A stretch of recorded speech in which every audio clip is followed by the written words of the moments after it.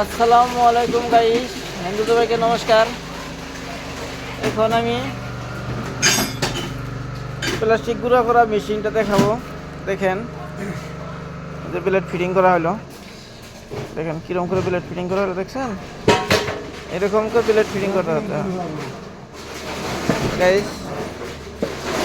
দেখেন, এটা দিয়ে আমাদের প্লাস্টিক গুঁড়া করা হবে। দেখেন কিরকম করে আমরা প্লেটটা ফিটিং করছি। দেখেন, দেখতে পাচ্ছেন আপনারা গাইস? এটা আমার প্লাস্টিক গুঁড়া করা মেশিন।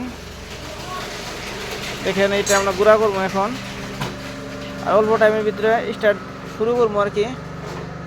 এই আমার এটা মিস্ত্রি ভাই, এখনও প্লেট স্লেট ফিটিং করলো। ফিটিং করার পর এখন আমরা মেশিনটা স্টার্ট দিব আর ভাবছি আর কি। দেখেন, এই যে এরকম গুঁড়ো হয়েছে, এগুলো বস্তায় প্যাকিং হয়ে গেছে আর কি।